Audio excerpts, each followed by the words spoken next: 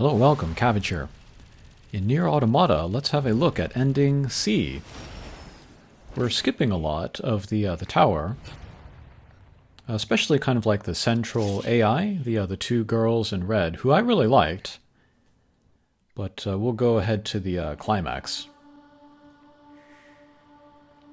9S and A2, they both climb the tower separately, and now they're facing off here. And this is the A2 ending. And she still seems to value the like the mission or the data of humanity. 9S, on the other hand, he's more kind of hung up on both the loss of 2B and also the point that the Yorha soldiers were sort of built to ultimately be kind of sacrificed. And so he feels like his existence has no meaning.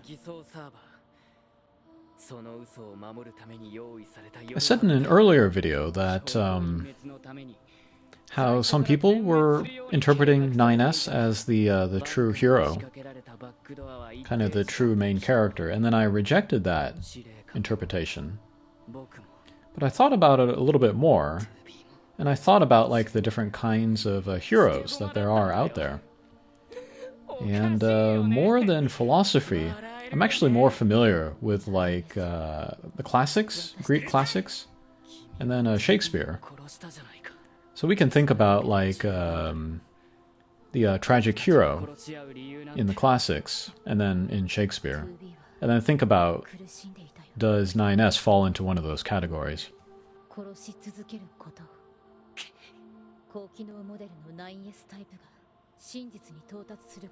And then A2, in her going up the tower, she came across a library where she found a bunch of files. And she learned about the truth of 2B. The true designation is 2E.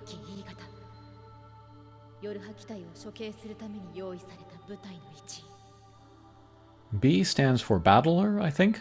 Maybe E stands for executioner. And then her job was to kind of keep 9S in line. But 9S is just lost.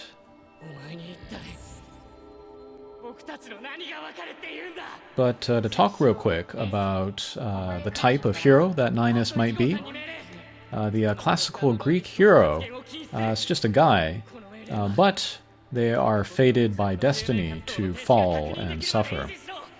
While the Shakespearean tragic hero has some kind of fatal flaw, or they make some great mistake. And so, like Oedipus, classical Greek hero, he was destined to kill his father and marry his mother. He did both of those things, but nothing with his awareness or like the knowledge. Nobody knew, even his mother and father. It just happened. And then he went crazy and his mom committed suicide. But then like Shakespearean tragic heroes, like Othello, he had a fatal flaw, and that was his jealousy, tendency to be jealous. And then like King Lear, he made the mistake of dividing up his kingdom among his daughters. So looking at it in that way, I think 9S is more of a classical Greek hero. He didn't really do anything wrong, and there's nothing particularly like flawed about him. Maybe he's a little arrogant and a little insecure, but I don't think that's enough. That's not like hubris or anything.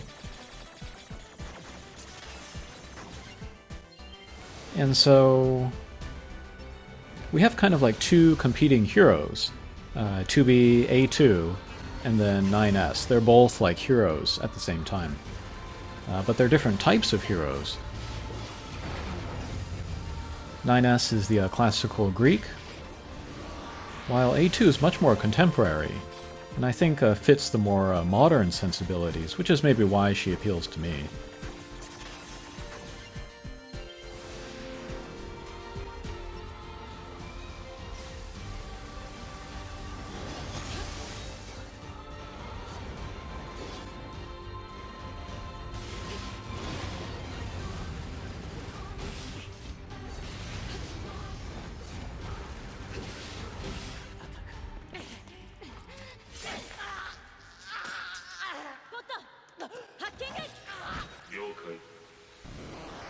Okay, but we won.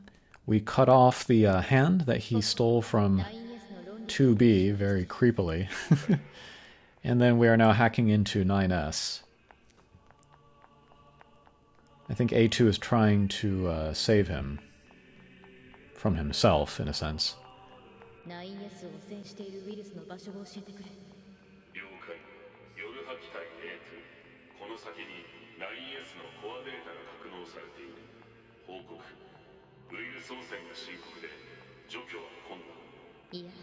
So actually, I guess it wasn't a like a overwhelming emotion. It was a virus, and we saw that with his red eyes.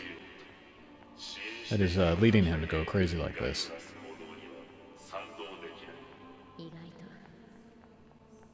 Alright, and then there we saw A2 kind of accepting Pod on a level.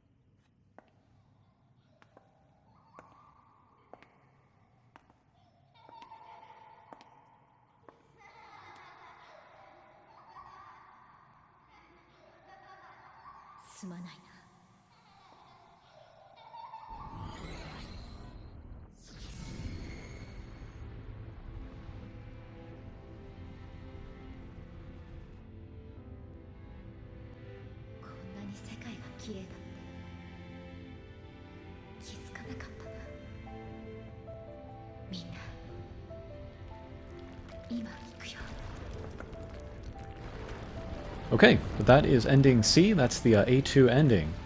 I don't know what that last line is. Who is she speaking to, and then where is she thinking she's going? Is she thinking that she's going to go to heaven and then see, like, you know, the dead villagers, the dead Yorha people? I don't know.